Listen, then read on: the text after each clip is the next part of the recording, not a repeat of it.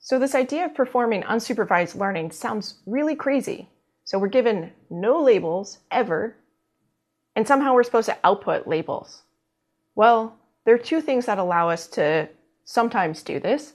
One is by the definition of what a cluster is. So what is the structure that we're trying to extract from the data?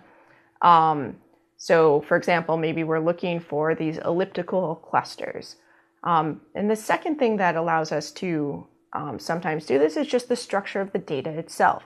So in some cases, the problem is fairly easy. So here's an example of an easy problem where the data, they're pretty well separated. I could go in there and kind of say, okay, I'm going to call this one cluster, this another one, and this another one. And so you could imagine an algorithm that could uncover this structure from the data.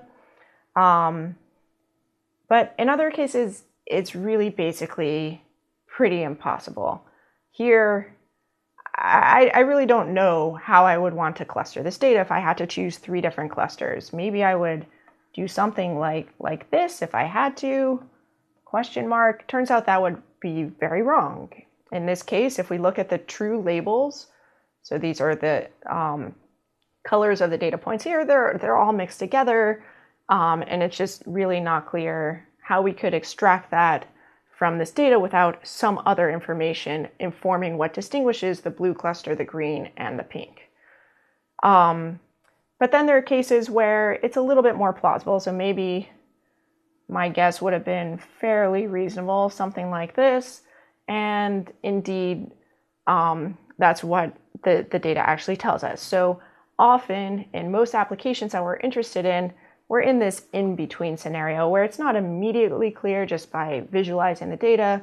But we can't hope to successfully perform unsupervised learning if we're in scenarios that look like this impossible case.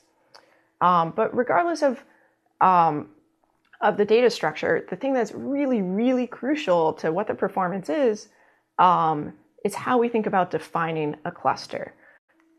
So for example, here are 6 different very popular toy examples of challenging clustering problems where visually it just jumps out at us, especially since in this case things were colored. But even if they weren't colored, you would probably say, okay, you could draw out what are the observations you would say that went together in one group versus another group.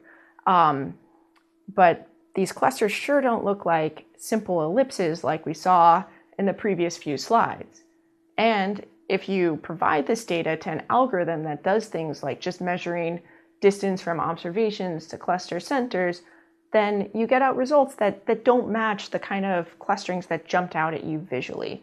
So for each one of these different examples, we're showing what a clustering might look like under just distance to nearest cluster center type of objective. So the point of these slides here is that clustering can be really challenging. Even when the data look really clean and nice and well separated, sometimes it can be hard to define what it means to be a cluster and to devise algorithms to discover that. So you have to think very carefully about what are the implications of the data that you're providing and the model that you're specifying or the algorithm that you're specifying.